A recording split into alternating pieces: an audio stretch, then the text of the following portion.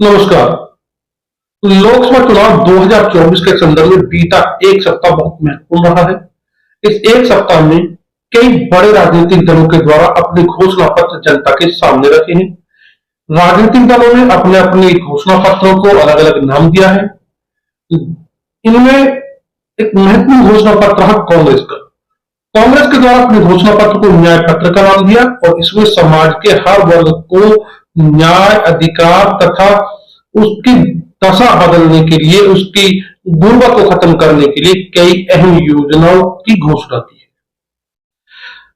जनता के बीच कांग्रेस का घोषणा पत्र जिस तरह रखा, उसमें एक जनता के लिए उम्मीद बढ़ाने की कोशिश की और ये बताने की कोशिश किया कि वर्तमान सरकार जिन खामियों को कर रही है, जनता की जिन जरूरतों को अनदेखा कर रही है, उन्हें कांग्रेस पार्टी पूरा करेगी।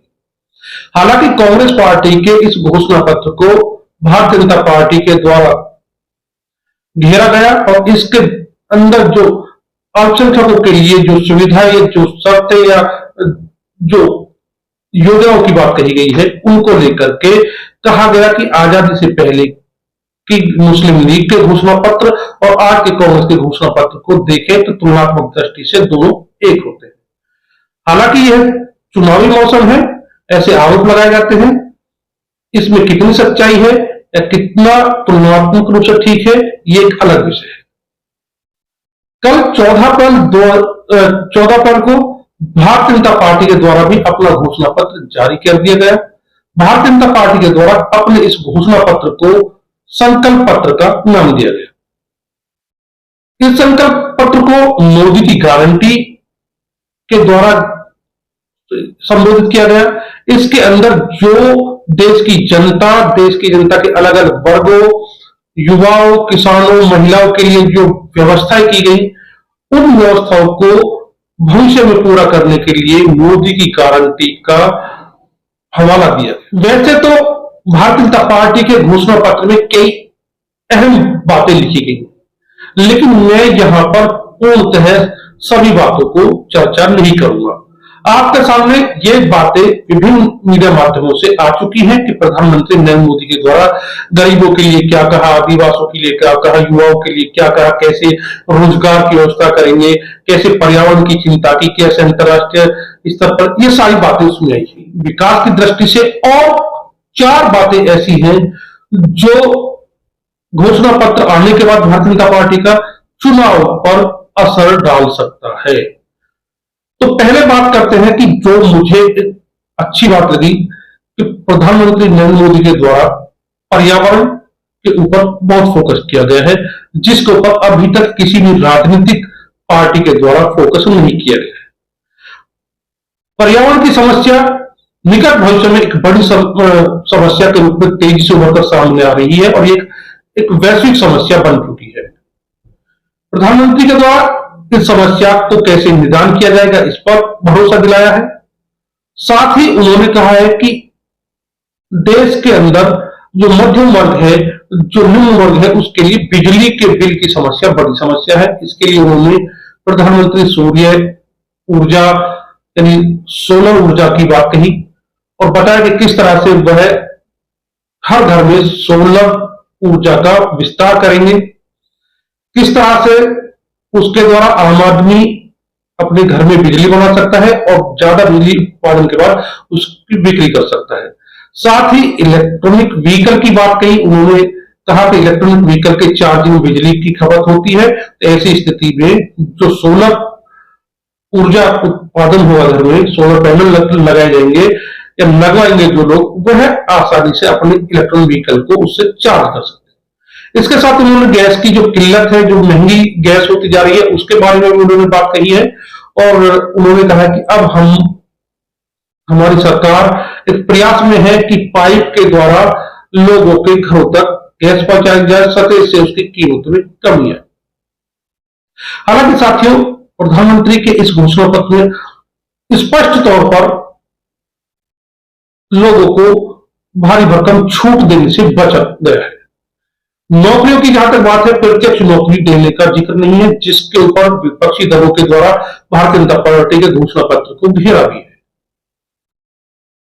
इसके साथ ही प्रधानमंत्री नरेंद्र मोदी के द्वारा जो भारतीय जनता पार्टी का घोषणा पत्र पढ़ा गया, इसमें किस तरह से सरकार ने महंगाई को काबू करके रखा, यह बात कही बताई, लेकिन इस बात पर जिक्र नहीं किया कि निकट भविष्य में महंगाई को कैसे काबू रखा जाएगा। खैर, हो सकता है कि सरकार इसको तात्कालिक मुद्दा समझकर समय समय पर उत्पन्न हुई परिस्थिति के अनुसार इसको डील करे, इसको हैंडल करे। लेकिन साथ ही यह जरूर कहा कि जिस तरह से पूरी दुनिया के अंदर एक युद्ध जैसा माहौल बना रहा और यहां तक कि यूरोप जैसे देशों में महंगाई चरम पर पहुंची, वहां भारत के अंदर महंगाई को काबू रखा गया। प्रधानमंत्री के द्वारा bullet train, metro, aviation department, इन सब के ऊपर बातें रखी, लेकिन महत्वपूर्ण बातें जो प्रधानमंत्री के द्वारा कही गई वह थी वन नेशन वन इलेक्शन। जैसा हम जानते हैं कि भारतीय जनता पार्टी के द्वारा जो केंद्र सरकार है उसने पहले ही पूर्व राष्ट्रपति रामनाथ कोविंद की अध्यक्षता में वन नेशन वन इलेक्शन के लिए कमेटी का गठन किया। उसके द्वारा अपनी जो समिति ने सिफारिशें जो है, जो रिपोर्ट है, वो भी सौंप दी है सरकार को। सरकार अपनी प्रतिबद्धता इस बारे में बार बार दोहरा रही है कि वह वन नेशन वन इलेक्शन को लेकर के गंभीर है और इसको लागू करने की दिशा में ईमानदारी से काम करेगी। हालांकि विपक्षी दल, अधिकांश देश के विपक्षी दल और कांग्रेस इस वन नेशन वन इलेक्शन के जो विचार है इसके विरोध में है। यदि पूर्व की सरकार, पूर्व के शासनकाल में भारतीय जनता पार्टी धारा 370, राम मंदिर और 3 तलाक जैसे मुद्दों को सफलतापूर्वक हल नहीं करती तो वन नेशन वन इलेक्शन एक सपना ही लगता। लेकिन बीते टर्म में जिस तरह से सरकार ने 370, 3 तलाक और राम मंदिर के मुद्दे को हल किया है, ऐसे में अब इस बात से उम्मीद जगती है, इनकार नहीं किया जा सकता कि सरकार वन नेशन वन इलेक्शन को भी लागू करेगी। एक और महत्वपूर्ण विषय है जिसके ऊपर प्रधानमंत्री ने बेबाक अंदाज में कहा, उन्होंने कहा कि वह तीसरे टर्म के पहले 100 दिन का एक लेखा जोखा, एक फ्रेमवर्क, एक काम करने का एक सूची तैयार कर चुके हैं जिन विषयों पर उन्हें पहले 100 दिन में काम करना है। अपनी सभाओं में प्रधानमंत्री बार बार कहते हैं कि वह भ्रष्टाचारियों के ऊपर लगातार कार्रवाई कर रहे हैं और करते रहेंगे। अपने संकल्प पत्र में भारतीय जनता पार्टी ने भ्रष्टाचार के ऊपर कड़ाई से एक्शन को मजबूती से रखा है और वह इस पर आगे बढ़ने के लिए अपना संकल्प दोहरा रहे हैं। हालांकि भ्रष्टाचार पर कार्रवाई को लेकर विरोधी दल भारतीय जनता पार्टी और सरकार को घेरते हैं और जो जांच एजेंसियां हैं उनके दुरुपयोग का आरोप लगाते हैं। इस सब के बावजूद बिना विचलित हुए भारतीय जनता पार्टी ने अपने संकल्प पत्र में भ्रष्टाचार पर कार्रवाई की बात को दोहराया है। एक और महत्वपूर्ण विषय की यदि हम बात करें तो भारतीय जनता पार्टी के द्वारा यूसीसी, यूनिफॉर्म सिविल कोड को लागू करने के लिए अपनी प्रतिबद्धता जाहिर की है। भारतीय जनता पार्टी जब से वजूद में आई है, भले ही वह सत्ता में लंबे समय तक न रही हो, लेकिन उसके द्वारा समय समय पर अपने घोषणा पत्र में पूरे देश में यूसीसी को लागू करने की बात कही है और अपने समय समय पर जो चुनाव के दौरान घोषणा पत्र जारी किए गए हैं उसमें उसको जगह दी है। पिछले टर्म में भारतीय जनता पार्टी की उत्तराखंड की राज्य सरकार ने यूसीसी को लागू करके एक संकेत दिया है और अब भारतीय जनता पार्टी ने एक बार फिर यूनिफॉर्म सिविल कोड के मुद्दे को अपने घोषणा पत्र में शामिल कर लिया है।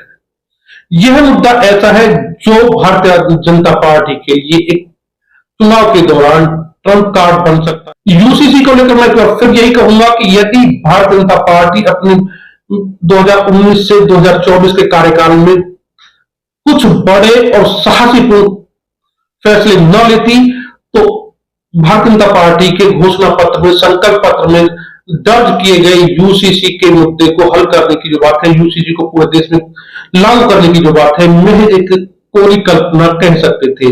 लेकिन जिस तरह से भारतीय जनता पार्टी ने बीते 2019 से 2024 के कालखंड के दौरान कई ऐतिहासिक और साहसिक फैसले लेकर कई लटके हुए मुद्दों को हल किया, उससे इस बात से इनकार नहीं किया जा सकता कि भारतीय जनता पार्टी आने वाले टर्म में यूसीसी को देश में लागू करेगी। इसके अतिरिक्त साथियों, भारतीय जनता पार्टी के घोषणा पत्र में एक महत्वपूर्ण बात है जिसके ऊपर किसी भी पार्टी के द्वारा अपने घोषणा पत्र में जगह नहीं दी गई है। अभी तक भारत को दुनिया का बड़ा लोकतंत्र कहा जाता था, लेकिन खेलों के क्षेत्र में भारत पिछड़ा हुआ था। बीते 5 सालों में नरेंद्र मोदी सरकार ने खेलों के क्षेत्र में विशेष ध्यान दिया है, जिसके परिणाम भी देखने में आए। इससे उत्साहित होकर के भारतीय जनता पार्टी ने अपने घोषणा पत्र में कहा है कि वह ओलंपिक की मेजबानी के लिए मजबूती से दावा पेश करेगी। यह घोषणा या यह संकल्प भारतीय जनता पार्टी की दृढ़ इच्छा शक्ति को भी दिखाता है। भारतीय जनता पार्टी का मानना है कि यदि 2047 तक देश को विकसित राष्ट्र बनाना है तो उसको आर्थिक, सामाजिक, राजनीतिक और सामरिक के साथ साथ खेलों की दुनिया में भी अपना लोहा दुनिया को मनवाना पड़ेगा। यही कारण है कि भारतीय जनता पार्टी खेल और खिलाड़ियों पर विशेष ध्यान दे रही है और इसी कड़ी में ओलंपिक के भारत में आयोजन को अपने संकल्प पत्र में शामिल किया है। साथियों, घोषणा पत्र है, राजनीतिक दल एक दूसरे पर आरोप प्रत्यारोप लगा सकते हैं घोषणा पत्रों को लेकर और लगाए भी जा रहे हैं, लेकिन यह कुछ ऐसी बातें हैं जो भारतीय जनता पार्टी के घोषणा पत्र में दूसरे राजनीतिक दलों से हटके। इस बारे में आपका साथियों क्या कहना है, हमें अपने कमेंट बॉक्स में लिख के जरूर बताएं। आपके विचार, आपके बातें हमारे लिए अमूल्य हैं। आज के लिए सिर्फ इतना ही। आपके लिए एक और वीडियो लेकर हम फिर हाजिर होंगे। तब तक के लिए नमस्कार।